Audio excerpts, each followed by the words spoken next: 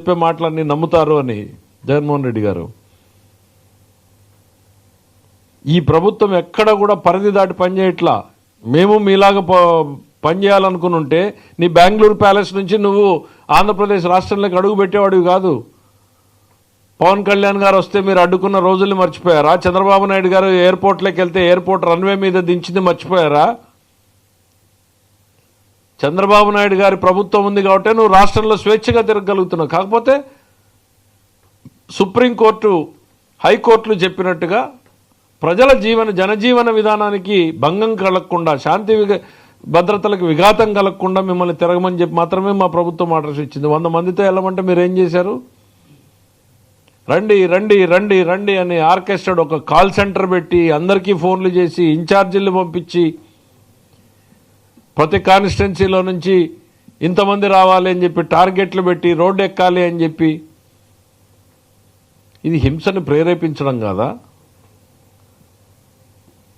కొమ్మినేని శ్రీనివాస్ గారు అమాయకుడు, ఆయనకి ఏం తెలుసు? ఆయనకి ఒక్కసారి ఆ సంఘటన మొత్తం ఇంట్లో ఉన్నటువంటి ఆడబిడ్డలను అడగండి జగన్మోహన్ రెడ్డి గారు, దాన్ని సమర్థిస్తారేమో.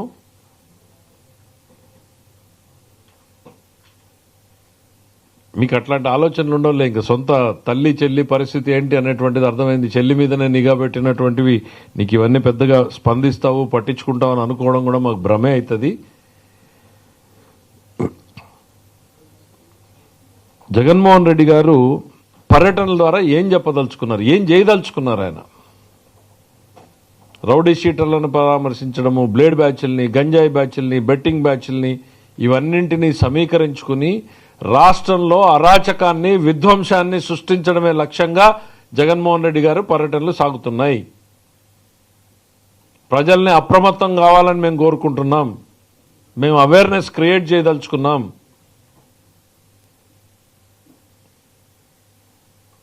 తన చుట్టూ ఒకవైపు ఓటమి భారం, మరోవైపు తనను వీడిపోతున్నటువంటి అనుచరగణం, మరోవైపు చుట్టుముడుతున్నటువంటి కేసులు, ఇంకా తన బలహీనపడిపోయి కుప్పకూలిపోతాననేటువంటి తరుణంలో ఈ రాష్ట్రంలో ఒక విధ్వంసాన్ని, అరాచకాన్ని సృష్టించి దృష్టి మరల్చాలి అనేటువంటి ఆలోచనతోనే. ఎందుకండి జగన్మోహన్ రెడ్డి గారు?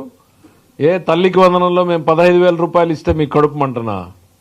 దీపం సిలిండర్లు ఇస్తే మీకు కడుపుమంటనా? డిఎస్సీలు పిలిస్తే మీకు కడుపుమంటనా? ల్యాండ్ టైటిలింగ్ యాక్ట్ రద్దు చేస్తే మీకు కడుపుమంటనా?